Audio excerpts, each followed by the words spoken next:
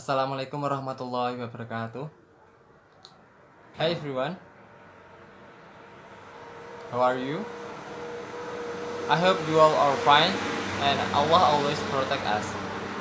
I'm Bapak Taufik Rahman. I'm from KKN 66 IKDR English Education Department, and in this video I'm gonna explain you about passive voice. Okay, let's get started. Ada dua jenis sentence. Yang pertama yaitu verbal sentence dan yang kedua nominal sentence. Verbal sentence adalah sebuah kalimat yang menggunakan kata kerja asli. Misalnya sing, speak, eat, kill, dan masih banyak lagi. I sing a song. Kalimat itu menggunakan kata kerja asli, yakni sing atau menyanyi. Sedangkan nominal sentence adalah sebuah kalimat yang menggunakan kata kerja bantu atau auxiliary verb, atau sebuah kalimat yang menggunakan selain kata kerja asli. Contoh, I'm handsome. Kalimat itu menggunakan to be atau auxiliary verb berupa am. Nah, dan di passive voice ini kita hanya bisa menggunakannya pada verbal sentence saja, tidak bisa pada nominal sentence.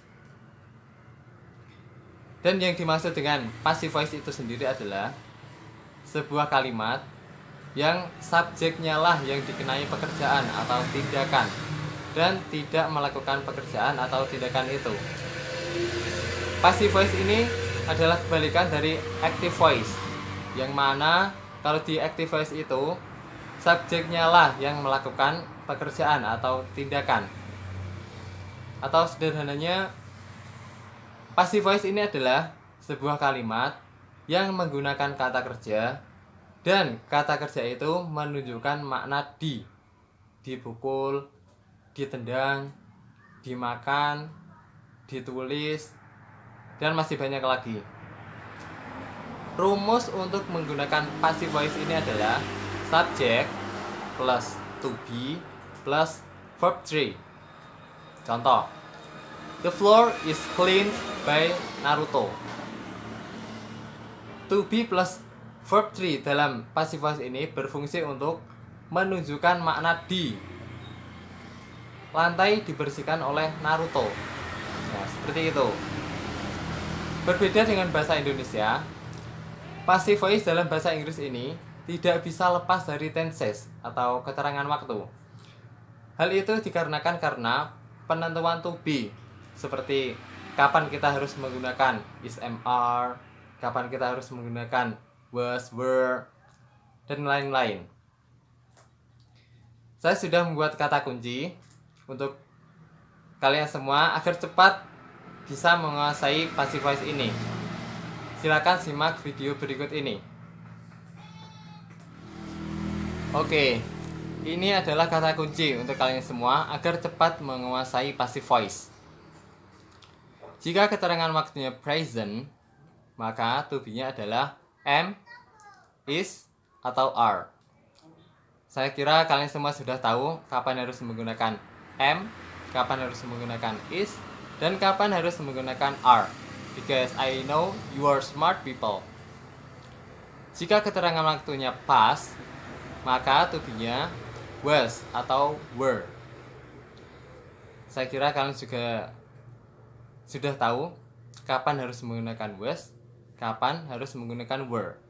Selanjutnya, jika keterangan waktunya continuous, maka to be-nya adalah being. Dan jika keterangan waktunya perfect, maka to be-nya adalah been. Jika keterangan waktunya future, maka to be-nya adalah be. Sudah jelas kan? Kalau keterangan waktunya present continuous, maka to be-nya tinggal ditambah is dan being. Seperti itu. Ya, bisa dilihat pada contoh berikut ini.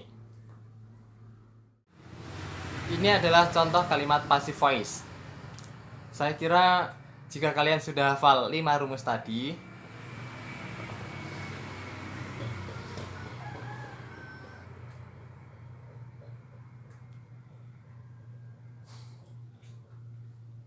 ini adalah contoh kalimat passive voice.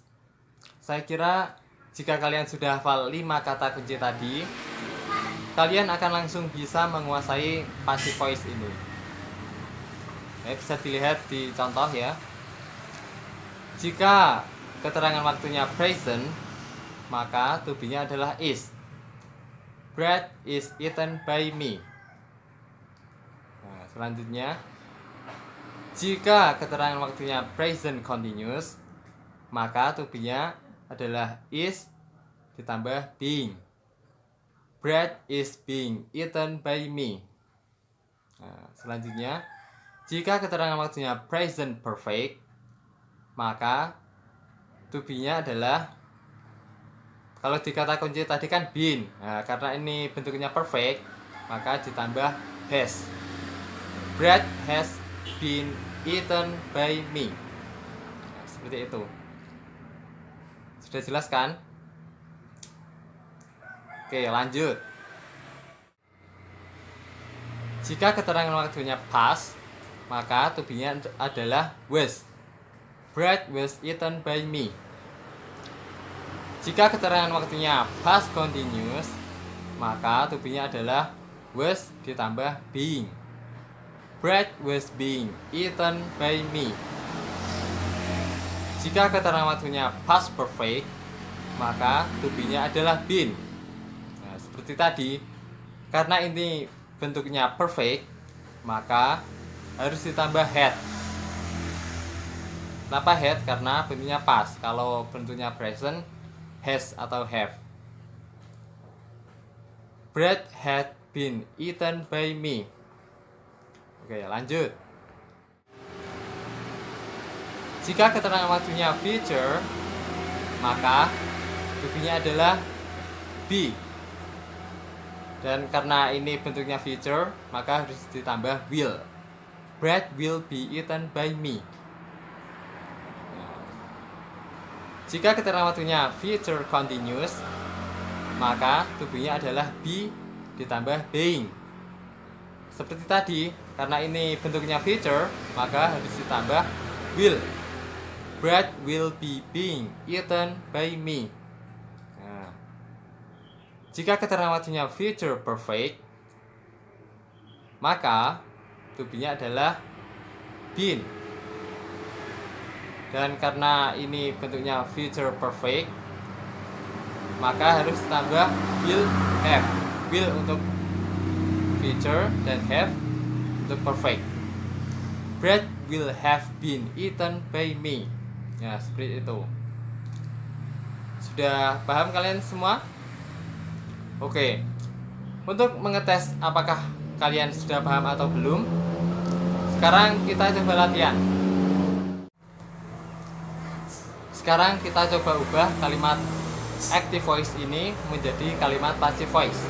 Yang pertama, my teacher correct my homework. Ada yang tahu kira-kira jawabannya apa? Ya, benar sekali. My homework kita jadikan sebagai subjek dan my teacher kita jadikan sebagai objek. Seperti ini. My homework is corrected by my teacher. Nah, karena kalimat ini keterangan waktunya present, maka to be-nya adalah is. Selanjutnya, my father gave me a new car last week. Ada yang tahu kira-kira jawabannya apa? Ya, benar sekali.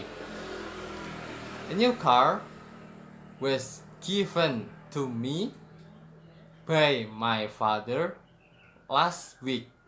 Nah, karena kalimat ini keterangan waktunya past, maka to be-nya adalah was.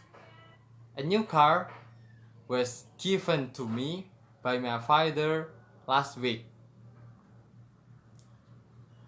Oke, saya kira kalian semua sudah paham dan sudah bisa.